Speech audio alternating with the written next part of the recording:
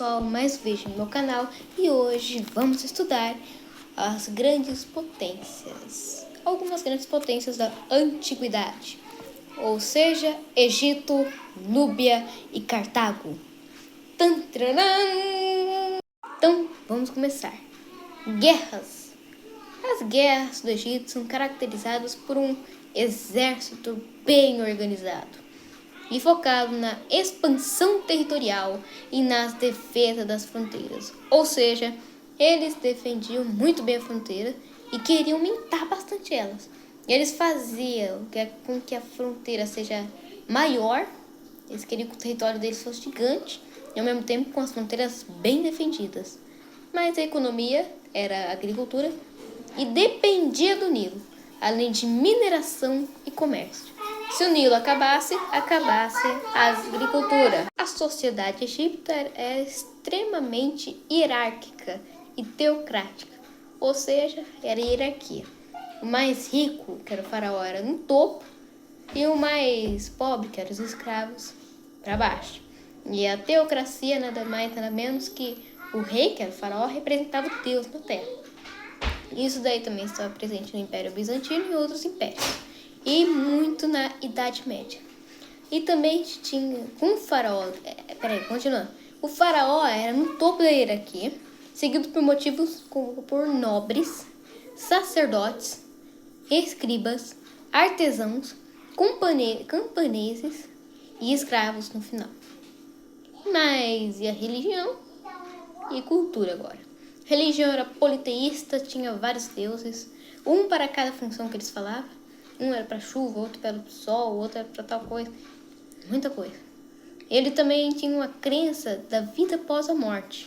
Por isso eles mumificavam os corpos para eles viverem depois da morte. Sabe as pirâmides que você acha bonito? É um cemitério. É um corpo de faraó que fica lá dentro. Mas a mumificação funcionava com o seguinte. Primeiramente, eles abriam seu corpo e retiravam todos os órgãos, só deixavam o coração.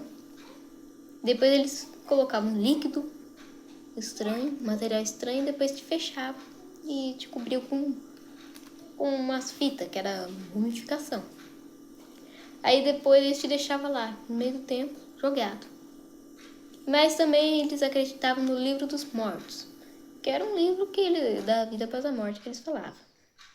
Mas a arquitetura eram monumentos feitos de pedras, ou seja, as grandes pirâmides eram feitas de pedras, templos também eles faziam muitas coisas. Mas e a Núbia?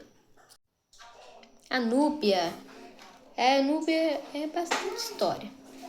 As guerras, ela teve uma relação bem tensa com o Egito. Uma hora eles eram um estado do Egito, outra hora eles conquistavam o Egito, outra hora eles eram dois amigos.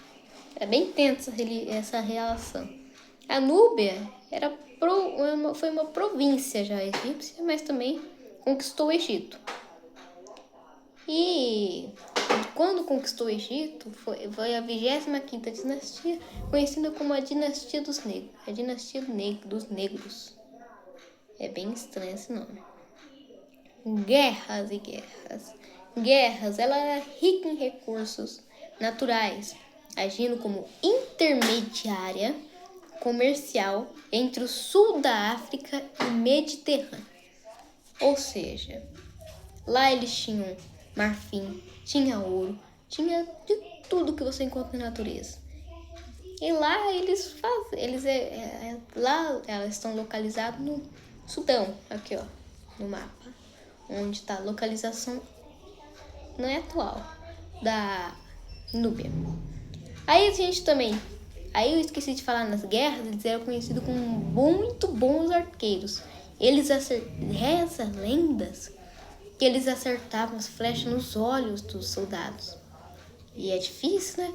Que você tá de longe. Como é que você vai conseguir acertar? A sociedade era também hierarquizada, com forte influência egípcia, a egipciação, mas com tradições locais, incluindo um papel forte das mulheres na elite, em Meroé. Ou seja, enquanto no Egito mulheres tinham direitos, Ali elas não eram como mais uma pessoa, eram boas. Ali eles tinham as Candaces, que eram como as rainhas deles. A religião inicialmente foi egípcia, mas depois evoluiu para deuses próprios deles e a escrita meroítica. Meroítica. É bem difícil esse nome. E a arquitetura, para finalizar, eram de templos e complexos palacianos. Olha que essas arquiteturas bonitas que eu vou colocar. Bonita, né? Mas e Cartago? Arroi, marujos! Cartago era conhecido como uma potência marítima.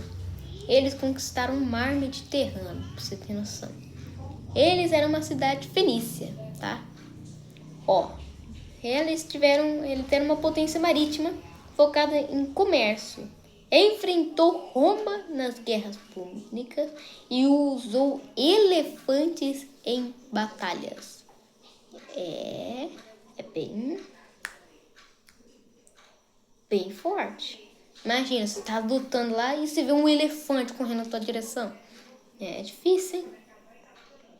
E as guerras púnicas, eles infelizmente perderam na terceira guerra púnica.